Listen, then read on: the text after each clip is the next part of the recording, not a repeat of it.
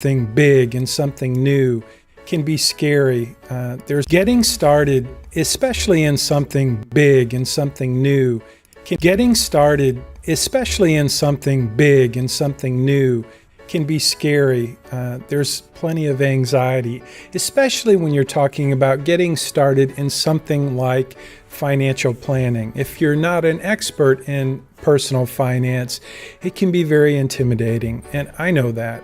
In fact, I want to share a little story as I talk about getting started in this course. I want to share a little personal story to give you a little background about what I'm thinking about getting started. So you may know that my wife, Connie, is a volunteer park host. We live currently at the Stephen F. Austin State Park, where she is kind of a full-time park host, and I'm her assistant on the weekends and evenings, and we've got a great setup, and it's a lot of fun, and we spend time out there with nature, and it's just awesome. But I have all these pieces of the puzzle that are challenging. So just to get started in that role, I had to get a new RV, one with an office. I had to get Starlink, so I had internet, and that's not working perfectly all the time. And so it's a challenge, and it creates anxiety, especially as I'm building this course and doing the things that are on my bucket list related to my business and growing my business and helping people save more money, pay lower taxes, and build a better retirement. And so as I'm getting started, there is a lot of underneath the surface, a lot of anxiety with getting started with all of the things I have going on. And so I was thinking about you getting started in this course, in this new journey of financial fitness and financial planning. And as I'm getting started at the Stephen F. Austin State Park, I met someone who is very special, a new friend. His name is Justin Howell. And Justin and I have something in common, and that's the story I wanted to share. Justin is a personal fitness coach, and that's his business. And so we had a chat, and it's interesting, his wife and my wife are both the official park host, and he and I are both there to assist and do some of the kind of heavy lifting occasionally that we get to do to help. I have certain skills like fixing things that I'll do on the weekends and the evenings, and so we both get to be kind of more than an assistant park host. We get to drive the gators and do the things that the grasshoppers. We get a lot of cool benefits of being there with our wives. But mainly, we both have the responsibility of running our business. And we both run our businesses with an element of, online component. So in my case, I do Zoom meetings and he does Zoom meetings. And so Justin I asked and he agreed. He offered to let me be part of his training. So I'm getting started in a new fitness program. As you can see, I could use some fitness. And Justin shared some very encouraging words with me when we met, but also I watched one of his videos on YouTube. I'm going to share that with you in a minute. And it was very encouraging to me to hear what Justin had to share. And it made me think about the folks that I serve, the people like you who are trusting me to help you create a compelling financial plan for your future. And so as I'm learning to trust Justin and dealing with some of the frustrations, honestly, one of the things that happened this week was I was having a little trouble finding the calendar for the Zoom links for when we meet. And to be honest with you, I was kind of relieved that I couldn't find the link. I had some problems with internet, and I had to leave the park, come back to Houston to do some things that I had committed to do. So I was away from the park, and I didn't do any workouts. In fact, I did one 2-minute workout. It was my first invitation from Justin to be part of the group. And during that few minutes, I was trying to get my space set up, trying to get my workout space set up at the RV. One day before we had a little storm that blew off my awning. So I've had a really interesting week. But during that very short period of time that I was with this group, working out with Justin. He's working out in his workspace, which is part of his toy hauler RV. It's a really cool setup. But for me, I was just outside under my awning before the wind blew it off. And I was just trying to get set up. And I wanted to look good. You know, I wanted my camera to be in the right place and I wanted to be able to see. So mostly I was just getting set up. But while I was there in that workout group, I started to feel very much like a spy. Like I was just there looking at everyone else and everyone else was working out. And I realized that being part of a community is something that requires trust.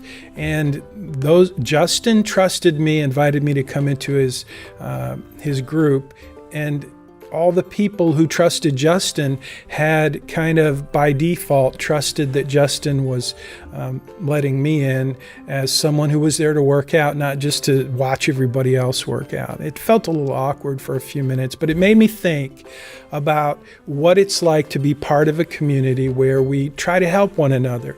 And in this course, there is a collaborative component that I'm going to be introducing you to and encouraging you to not just be like I was that day, a spy who comes into the group and looks and sees what everyone else is doing and tries to take some notes, which I was doing.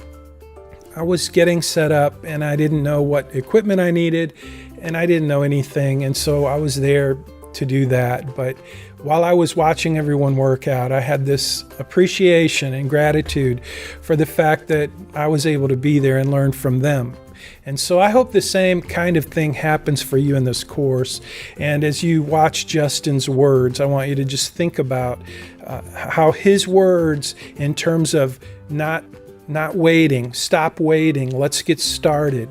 We spend so much time waiting. I know it's true for me. And when it comes to something big and getting started, something like losing weight, getting in shape, or getting my finances in order, or my business, there's always some project that I'm putting off. And I assume that's true for most people. And I'm assuming that you will appreciate some encouraging words like I did from Justin. I'm looking forward to working with Justin and getting in shape, and I have a lot of work to do, and I'll be sharing some of that along the way.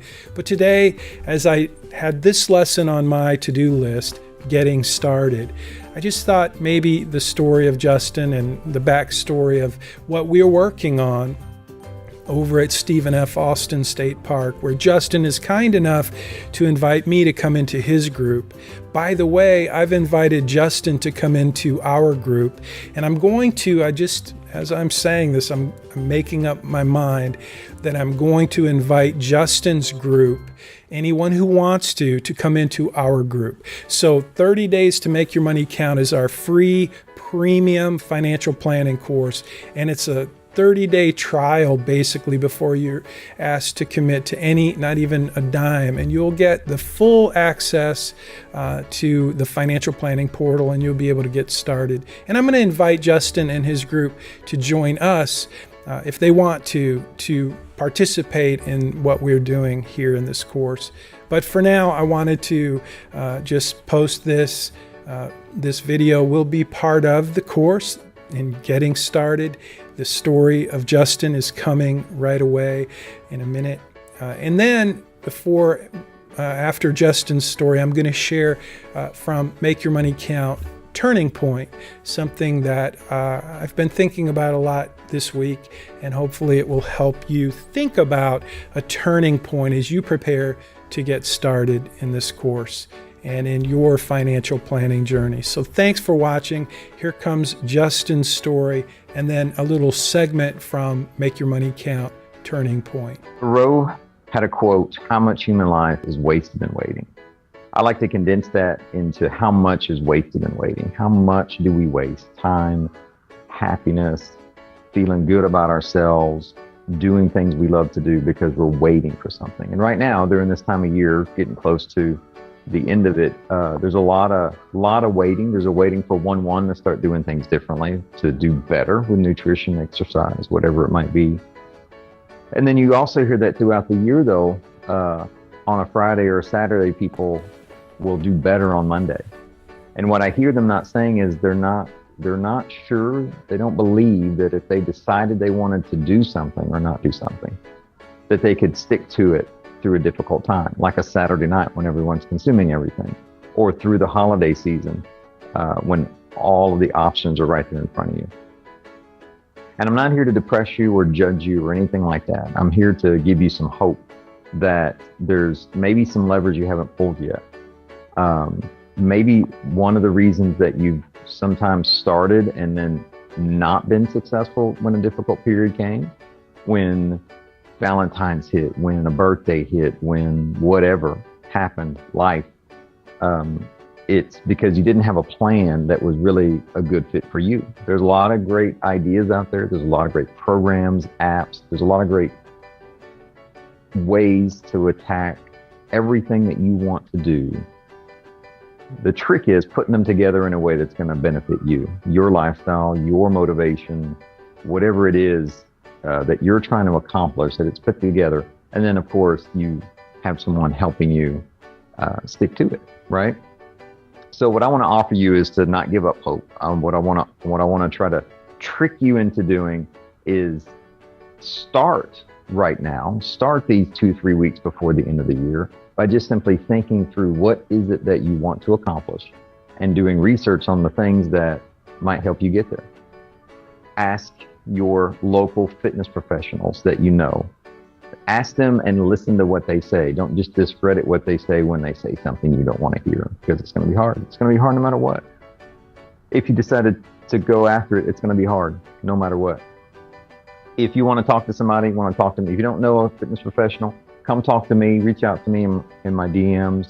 Let's set up some time together. I do complimentary consultations all the time, no obligation. I really just want to know that folks who really want to change their lifestyle, hit some goals, that they are getting the help they need and they're being honest with themselves when they put together their plan and they're giving themselves a chance to succeed. Turning point. Not long after Connie and I got married, we moved to Austin, Texas, and I got a job making more money than I ever dreamed of making. It wasn't that much, but to me it seemed like a fortune. I was able to buy things Connie and I could enjoy, and for a while, it was wonderful.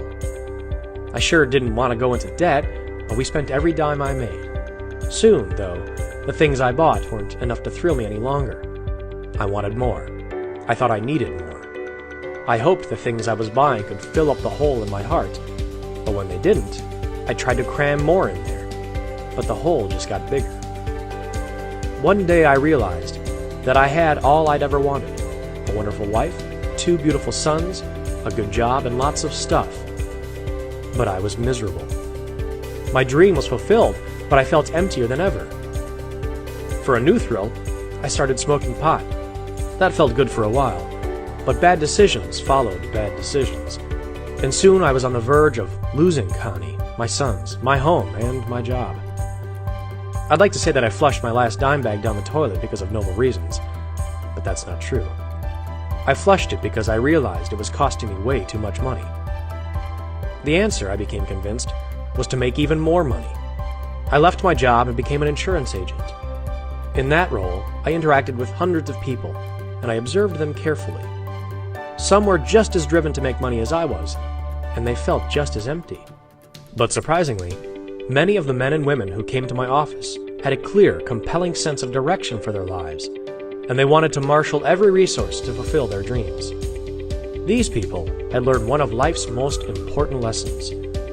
We experience far more joy and fulfillment if we devote ourselves to others instead of spending our resources on our own pleasures. I had read about these principles of giving to live in some Bible classes in college, but these clients were flesh and blood examples who were living those principles. I desperately wanted what they had, but I wasn't sure how to get it. One major turning point came when I signed up for the Financial Planning Association residency program. I went to the conference center a day early to spend time with some friends. That morning, I walked down to the restaurant to get some coffee, and I saw a man in his 50s coming out of the exercise room. He was the epitome of a handsome, fit, fabulous, successful, got-it-all-together businessman. Instantly, I hated him. Our eyes met for a second, and we smiled and nodded to each other the way polite businessmen do. I hoped I would never see him again. That afternoon, I walked into the first meeting of the residency program, and there he was. He introduced himself. "Hello, my name is Rich." I hoped to avoid him as much as possible, but he was one of my mentors for the entire week. A few minutes later, all the mentors were asked to give thumbnail sketches of their business philosophies and how they serve their clients. When Rich's turn came, he told the group that he hoped to impart to us how much he treasured his clients. "My clients," he told us, "are more than account numbers and sources of commissions. They are people who entrust their hopes and dreams to me." He assured us that what matters most is not how much we know about investments, tax law, or retirement planning, and it's not how well we've perfected a particular set of sales techniques to get them to say yes. It's about the people themselves. Our calling, he said, is amazingly simple and immensely profound. To connect with people on the deepest level, to earn their trust, so they will share with us their dreams for their families and themselves. Instead of focusing on our own goal of getting them to buy a policy or invest some money so we can earn a commission, the focus shifts dramatically to their needs, their hopes, and their deepest desires. At the end of Rich's introduction, he spoke a sentence that has resonated in my heart since that moment. When clients share their most heartfelt dreams with me, I consider that a sacred trust. Immediately, I realized, that's it. That's what I've been looking for. Relationships based on trust that surface and enhance our most cherished dreams. That's what my clients wanted, but that's what I wanted too. I had been completely absorbed in myself, my pleasure, my goals, my desires, my success, and my comfort. The circle of my life had been reduced to a dot. As a friend of mine says about his temptation to be preoccupied with himself, I may not be much, but I'm all I think about. That was true of me, in spades. When I met with clients, I smiled and tried to look like I was genuinely interested in them, but I was thinking only about selling them products so I could make more money. And in my family, I demanded that they comply with my wishes all day, every day, or I pouted. But Rich and the clients who had modeled a life of purpose were showing me that real life comes from looking beyond ourselves. I remembered what Jesus told his followers. Give away your life, you'll find life given back. But not merely given back with bonus and blessing. Giving, not getting, is the way. Generosity begets generosity. Luke 6:38. I'd probably read or heard that passage dozens of times, but in Rich and my purpose-filled clients, I saw that it's true. Those who lived for a higher purpose than their own pleasure experienced the thrill of touching others' lives and the contentment of knowing their lives really count. The change in my life has been wonderful, if a bit uneven. As I've become convinced that living for others brings the most joy in life, I've certainly experienced far greater contentment than ever before. Instead of demanding my way all the time with Connie and our kids, and my friends and coworkers and neighbors and anyone else in the universe, I really care about them. Instead of using Connie to meet my needs, I'm more concerned about her needs. Believe it or not, I'm learning to listen. Today I see my defect of selfishness far more clearly than I did when I was submerged in it. And now I can more easily identify my selfish attitudes and actions so I can make choices to be more gracious and grateful. But make no mistake, I'm still in process and I have a long way to go. I'm only on the first part of the path. But I'll tell you, even the beginning of the journey of caring for others is far better than the best day of rampant selfishness.